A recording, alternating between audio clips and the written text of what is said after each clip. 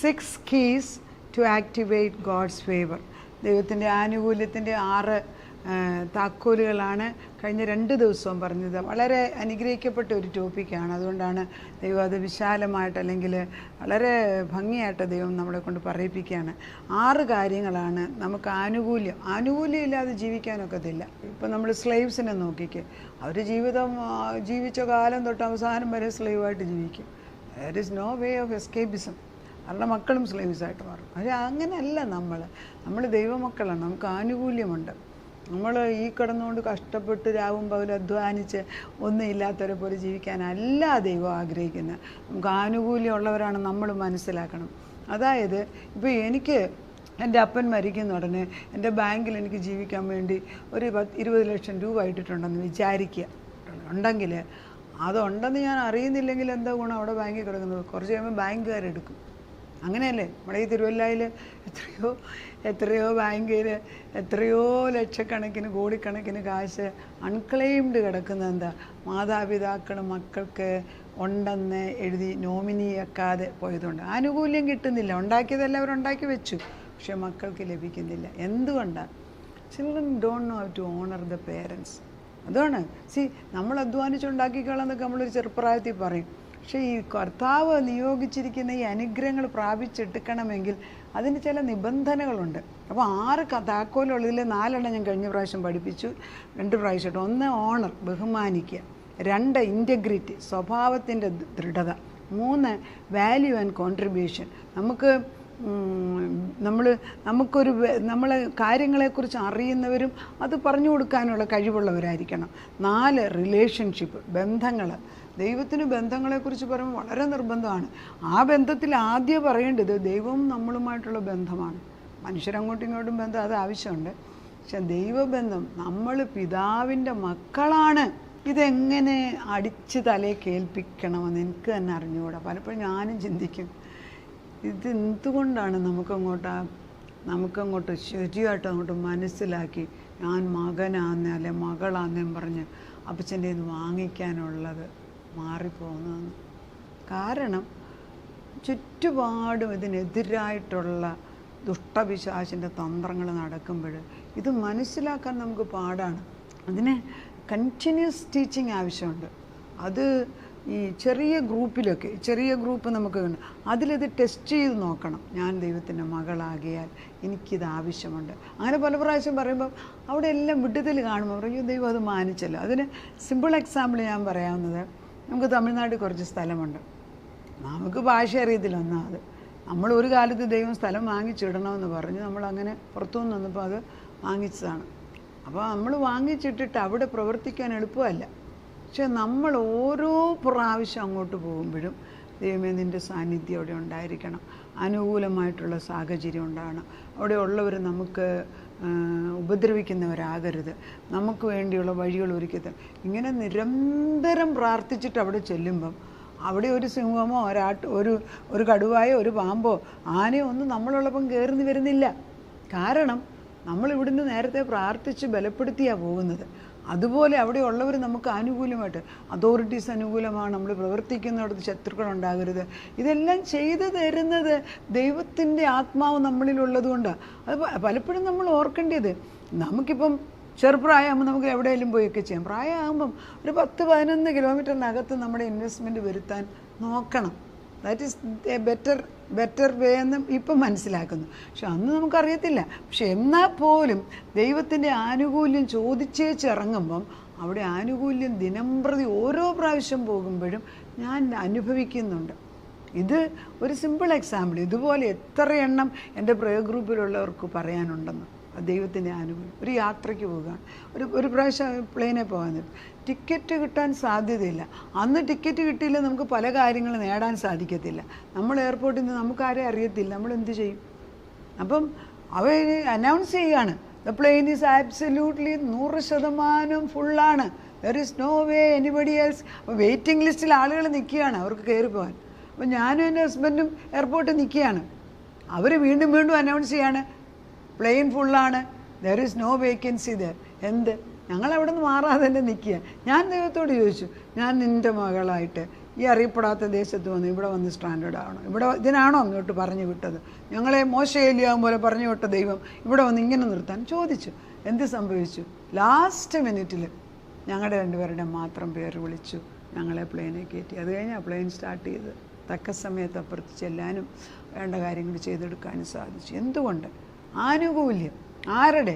ദൈവത്തിൻ്റെ. ദൈവത്തിൻ്റെ ആനുകൂല്യം മനുഷ്യരിൽ കൂടെ വന്നു. ആരോ 2 പേരുടെ സീറ്റ് അവർ ലാസ്റ്റ് മിനിറ്റിൽ വരുന്നില്ല എന്ന് തീരുമാനിച്ചതുകൊണ്ടല്ലേ നമുക്കത് കിട്ടിയത്. അവരെ മാറ്റിച്ചതാരാ? ദൈവമല്ലേ. റിലേഷൻ, ബന്ധം, ദൈവവുമായിട്ടുള്ള ബന്ധം. ശരിയാണ്. 5ാമത്തെ പോയിന്റ് പ്രാർത്ഥന. പ്രാർത്ഥന, വചനമെടുത്ത് പ്രാർത്ഥിക്കാൻ പഠിക്കണം. ആവലാതിയുടെ പ്രാർത്ഥന ദൈവത്തെ ഓർത്ത് നിർത്തണം. ശരി, അല്പം നേരം 5 മിനിറ്റ് കരയാൻ. എൻ്റെ ഒരു ഫ്രണ്ട് ഉണ്ടായിരുന്നു.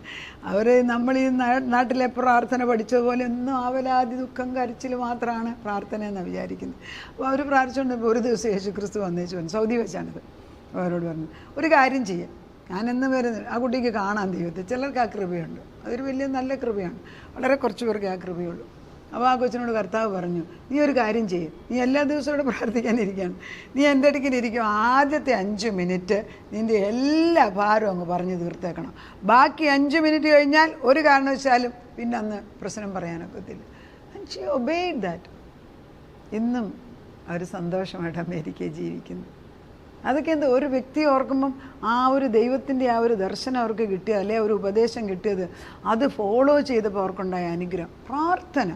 പ്രാർത്ഥന എന്ന് പറയുന്നത് ദൈവത്തിൻ്റെ വാഗ്ദത്തപ്രകാരം വചനാടിസ്ഥാനത്തിൽ അപ്പച്ചൻ്റെ അടുക്കൽ ചെന്ന് ദൈവവും അപ്പനും മക്കളും സംസാരിക്കുന്നത് പോലെ കൂട്ടുകാരനെ പോലെ സംസാരിച്ച് അങ്ങോട്ടും ഇങ്ങോട്ടും ചോദ്യ ഉത്തരങ്ങൾ കിട്ടി. ഒരു ഉത്തരം അവസാനം കിട്ടിയാൽ അതേ ഉറച്ചു നിന്ന് പ്രാപിച്ചെടുക്കാനുള്ള കഴിവ്. അതാണ് പ്രാർത്ഥന. നേരത്തെ പറഞ്ഞല്ലോ, ഫേവർ റിസീവിങ് പ്രെയർ എന്താണ്? സങ്കീർത്തനം 23 എടുത്ത് ഞാൻ എക്സ്പ്ലെയിൻ ചെയ്തതാണ്. പ്രാർത്ഥിക്കുമ്പോൾ ദൈവം എൻ്റെ മുമ്പിലുണ്ടെന്നും അവനെൻ്റെ പ്രാർത്ഥന കേൾക്കുന്നുവെന്നും എനിക്ക് ഉറപ്പ് വരണം. ചുമ്മാ പ്രാർത്ഥിക്കുകയല്ല.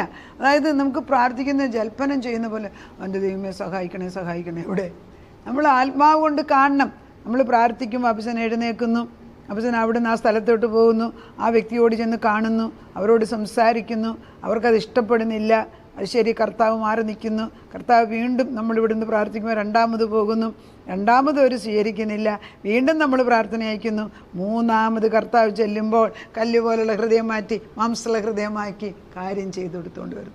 ദൈവത്തിന് ഒറ്റയാടി അടിച്ച് ചെയ്യിപ്പിക്കാനുള്ളതേ ഉള്ളൂ. പക്ഷെ ദൈവം സ്നേഹമല്ലേ. അതാണ് ദൈവം. വേറൊരാളെ വിട്ട് അവനെ പോയി കൈവെട്ടി വെച്ച് വരും. പക്ഷെ ദൈവം പോയാൽ സാവകാശത്തിൽ അവൻ്റെ ഹൃദയം മാറ്റി കാര്യം ശരിയാക്കി തിരിച്ചു വരും. അതാ പ്രാർത്ഥനയുടെ ശക്തി. നമുക്ക് ഈ ഭൂമിയിലിരിക്കുന്നവരുടെ ഏറ്റവും വലിയ ആയുധം പ്രാർത്ഥനയാണ്. More things are wrought by prayers than the world dreams of. ലോകം കാണുന്നതിൽ കൂടുതൽ കാര്യങ്ങൾ പ്രാർത്ഥന കൊണ്ട് നേടുന്നുണ്ട്. സത്യത്തിൻ്റെ ആത്മാവിലാണ് നിൽക്കുന്നതെങ്കിലും നമുക്ക് തരുന്നത് വാങ്ങിച്ചെടുക്കുന്നതിന് ആരാ തടസ്സം നിൽക്കുന്നത്? അതുകൊണ്ടാണ് നമ്മുടെ സ്തോത്രത്തോടും സ്തുതിയോടും ഈ 148, 149, 150 ഒക്കെ സങ്കീർത്തനാകുമ്പോഴത്തേക്ക് വചനമാകുന്ന വാളും കൊണ്ട് വേണം നീ വരാനെന്ന് വ്യക്തമായിട്ടും പറയുന്നുണ്ട്. അതൊന്ന് വായിച്ച് കേൾപ്പിക്കാം. നമ്മളീ പ്രാർത്ഥന പല രീതിയിലുള്ള പ്രാർത്ഥനയുണ്ട്, എല്ലാ പ്രാർത്ഥനയ്ക്കാനും. പക്ഷേ വചനാടിസ്ഥാനത്തിൽ ഗോഡ് കാനോട്ട് സേ നോ. അതായത് ഞാൻ പറയുകയാണ്, ഒരു വ്യക്തിയോട് പറയുകയാണ്, ഞാൻ ഇന്ന് വൈകിട്ട് എൻ്റെ വീട്ടിലോട്ട് പോവാ, ഞാൻ നോക്കിയിരിക്കാം. അവർ വീട്ടിൽ വരുമ്പം അയ്യോ ഞാനിന്ന് എനിക്ക് പോകാം, അത് ശരിയല്ല. അത് നമ്മൾ വെയിറ്റ്, അവർ പറഞ്ഞു ആ ശരി ബാക്കിയെല്ലാം മാറി നിൽക്കട്ടെ, ഞാൻ വാക്ക് കൊടുത്തതാണ് എന്ന് പറഞ്ഞ് നമ്മളവിടെ നിൽക്കും. കാരണം നമ്മളൊരു വാക്ക് കൊടുത്തു. അതുപോലെയാണ് കർത്താവിൻ്റെ വചനം കൊണ്ടാവില്ലെന്നെങ്കിൽ 149 പറയുന്നതാണ്. 149 സങ്കീർത്തനത്തിൽ ഇതാ 149:6 അവരുടെ വായിൽ ദൈവത്തിൻ്റെ പുകഴ്ചകളും അവരുടെ കയ്യിൽ ഇരുവാൾ തലയുള്ള വാളുമുണ്ടായിരിക്കട്ടെ. വചനമല്ലേ വാള്. ജാതികൾക്ക് പ്രതികാരവും. എന്ത്? നീ ഒരു പ്രാർത്ഥന എടുക്കുമ്പോൾ ജാതികൾക്ക് പ്രതികാരവും വംശങ്ങൾക്ക് ശിക്ഷയും നടത്തേണ്ടതിനും അവരുടെ രാജാക്കന്മാരെ ചങ്ങല. ഏത് പ്രമാണിയാണ് നമ്മുടെ ദൈവത്തിന് മുമ്പ് നിൽക്കുന്നത്? അല്ല, ഈ ലോകത്തിലുള്ള ഫറോ പോലും മുട്ടുമടക്കിയെങ്കിൽ ഏത് വ്യക്തിയാണ് ദൈവത്തിന്? ദൈവം ഉണ്ടെങ്കിൽ ആര് പ്രതികൂലമെന്ന് ചോദിക്കുന്നില്ലേ? റോമർക്ക് എഴുതിയ ലേഖനം 8:31 ദൈവം എനിക്ക് അനുകൂലമെങ്കിൽ പ്രതികൂലമാരും.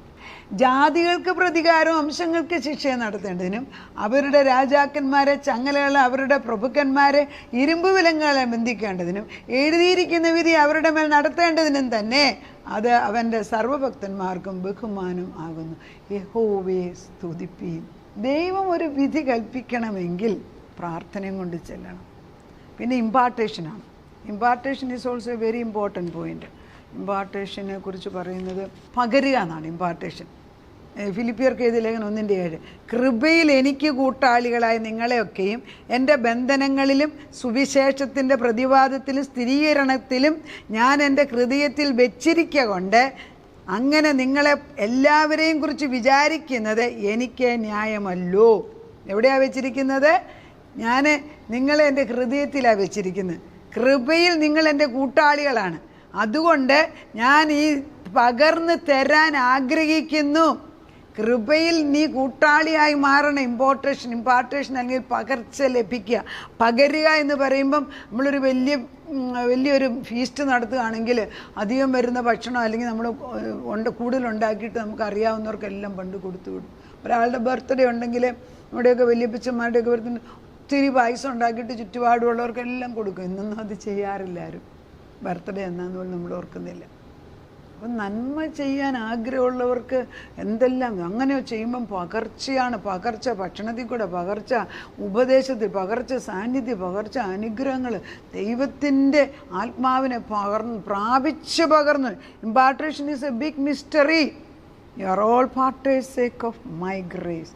ഇമ്പാർട്ടേഷൻ എന്ന് പറഞ്ഞാൽ പകർച്ച ഒരു വലിയ മിസ്റ്ററി, അതിശയമാണെന്ന്. അത് നമ്മൾ ദൈവത്തിൻ്റെ കൃപയിൽ നിൽക്കുന്നവർക്കേ ലഭിക്കുന്നുള്ളൂ. ഇത് ഞാൻ വടികൊണ്ട് വാങ്ങിച്ചെടുക്കുക, അല്ലെങ്കിൽ എൻ്റെ അഹങ്കാരം കൊണ്ട്, എൻ്റെ ബലം കൊണ്ട്, അതൊന്നും നടക്കൂല. This comes by grace. അതൊരു മിസ്റ്റീരിയസ് തിങ് ആണ്. Esther met Hegai. He gave her needed supplies, the kind of oil which the king likes. Esther obtained favor in the sight of all those looked at. King loved her above all others. അത് ഇമ്പാർട്ടേഷനാണ്. അതായത് ഹാഗായിയെ കൊണ്ട് ഏൽപ്പിച്ചതാണ് അവിടെ അനുഗ്രഹങ്ങൾ. ഹാഗായിക്ക് അറിയാമായിരുന്നു ഈ രാജാവിന് ഏത് പെർഫ്യൂമാണ് ഇഷ്ടമെന്ന്. ഹാഗായിക്കറിയാം ഈ രാജാവിൻ്റെ ടേസ്റ്റ് എന്താണ്. അതെല്ലാം ഹാഗായി പകർന്നു കൊടുത്തു. എത്രയോ നാൾ രാജാവിൻ്റെ കൂടെ താമസിച്ച ഹാഗായി എത്രയോ പെൺമക്കളെ ഒരുക്കിയിട്ട് തെറിച്ച് പറഞ്ഞു വിട്ടവൻ. ആ മനുഷ്യനറിയാമായിരുന്നു രാജാവിൻ്റെ ഇഷ്ടം എന്തെന്ന്. അതല്ലേ ഒരു പകർച്ചയല്ലേ? ഇപ്പോൾ നമ്മളൊരു ഇൻ്റർവ്യൂവിന് പോവുക. ഞാൻ ഈ ക്വസ്റ്റ്യനാണ് നിന്നോട് ചോദിക്കാൻ പോകുന്നതെന്ന് നേരത്തെ അറിഞ്ഞെങ്കിലും നമുക്ക് ഇൻ്റർവ്യൂ പേടിക്കാനില്ല. അല്ലെ എൻ്റെ അമ്മാച്ചൻ അവിടെ ഇരിക്കുന്നതെന്നുണ്ടെങ്കിലും എനിക്ക് പേടിക്കാനില്ല. പകർച്ച ലഭിക്കാൻ തക്കവണ്ണം കൃപയിലൂടെ വേണം. Favour opens many doors. The door of acceptance, the door of approval and access to open into the mighty places. അതായത് ദൈവത്തിൻ്റെ ആനുകൂല്യം കിട്ടുമ്പോഴത്തേക്ക് നമുക്ക് പല വാതിലുകൾ അടഞ്ഞതിപ്പോൾ അങ്ങോട്ട് തുറന്നു തരികയാണ്.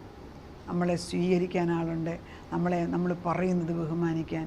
എല്ലാ അടഞ്ഞ വാതിലുകളും ദൈവമക്കൾക്ക് മുമ്പിലുള്ളത് തുറന്നു വരട്ടെ യേശുവിനാൽ. From the rising of the sun to the setting your name will be honoured. നമ്മൾ ദൈവത്തോട് പറയുകയാണ്, ആനുകൂല്യം ഇട്ടിട്ട് ദൈവമേ നിൻ്റെ ശക്തി ഞങ്ങളുടെ കുഞ്ഞുങ്ങളുടെ മേൽ, നമ്മുടെ മക്കളുടെ, നമ്മുടെ ഭർത്താക്കന്മാരുടെ, മരുമക്കളുടെ മേൽ, മക്കളുടെ മേൽ ദൈവത്തിൻ്റെ ഈ യെശയ്യാ 9:8 പറയുന്നുണ്ട്, ദൈവം ഒരു ആനുകൂല്യം അയച്ച് അത് തലമുറ മേൽ പാസ് ചെയ്യും. When God releases anointing to one person it goes to the generations. അബ്രഹാമിന് കൊടുത്ത അനുഗ്രഹം തലമുറയിൽ കൂടെ വരികയാണ്. അത് ഇമ്പാർട്ടേഷൻ ഉള്ളവർക്ക്. Anointing of favour, anointing of kindness, anointing of acceptance, anointing speak over the children, over the husband, over the family, everything. അങ്ങനെ അഭിഷേകം കൊണ്ട് നമ്മളെ നിറയ്ക്കുകയാണ്. അങ്ങനെ 6 പോയിന്റുകളാണ് പിടിച്ചത്. ഓണറ്, ആനുകൂല്യം കിട്ടാൻ. ഓണർ അല്ലെങ്കിൽ റെസ്പെക്റ്റ്, ഇൻറ്റഗ്രിറ്റി സ്വഭാവധൈര്യം, ദൃഢത, വാല്യൂ, നമുക്കുള്ള വില, നമ്മൾ ഒരു കാര്യങ്ങൾ അറിയാനും അത് ചെയ്തെടുക്കാനുള്ള കൃപ, പിന്നെ റിലേഷൻഷിപ്പ് ബന്ധങ്ങൾ, പിന്നെ പ്രാർത്ഥന, ഇമ്പാർട്ടേഷൻ പകർച്ച. ഇത്രയും കാര്യങ്ങളുണ്ടെങ്കിൽ ആനുകൂല്യം, ദൈവത്തിൻ്റെ ആനുകൂല്യം നമ്മുടെ മേൽ വരട്ടെ എന്ന് നമുക്ക് അനുഗ്രഹിച്ച് പ്രാർത്ഥിക്കാം. നാഥ, നിൻ്റെ കരങ്ങളിലേക്ക് ഏൽപ്പിക്കുകയാണ്. ആനുകൂല്യം സ്വർഗത്തിലെ അപ്പച്ചൻ്റെ ദാനം കടന്നു വരട്ടെ, കടന്നു വരട്ടെ, കടന്നു വരട്ടെ. തലമുറമേൽ പാസ് ചെയ്യട്ടെ.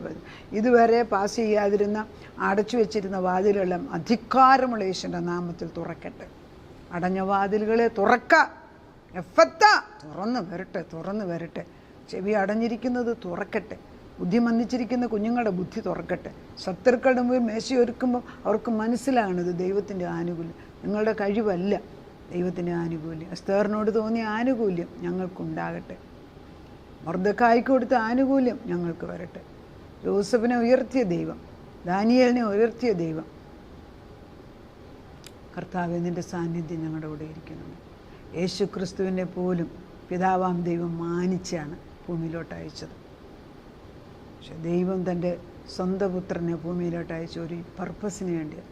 അത് പൂർത്തീകരിക്കേണ്ട സകല കാര്യങ്ങളും ഭൂമിയിൽ ഒരുക്കി വെച്ചിട്ടാണ് വിട്ടത്. ആ വഴിയിൽ കൂടെ തന്നെ യേശു സഞ്ചരിച്ചു, ജോലി പൂർത്തിയാക്കി തിരിച്ചു വന്നു. ഞങ്ങൾക്കും അങ്ങനെ എൻ്റെ ആനുകൂല്യത്തിൻ്റെ അനുഗ്രഹമായ വഴികൾ മാത്രം തുറക്കട്ടെ. അതിലൂടെ ഞങ്ങൾ കടന്നു വരട്ടെ. ഞങ്ങളുടെ തലമുറകൾ എൻ്റെ ആനുകൂല്യം പ്രാപിച്ച് സന്തോഷത്തോടെ ജീവിപ്പാൻ ഒരു സാബത്ത് റെസ്റ്റിലേക്ക് കയറാൻ ഞങ്ങളെ അനുവദിച്ചാട്ടെ. പ്രാർത്ഥന കേട്ട് ഉത്തരം തന്നതിന് നന്ദി. യേശു ക്രിസ്തുവിൻ്റെ പൊന്നുനാമത്തിൽ തന്നെ.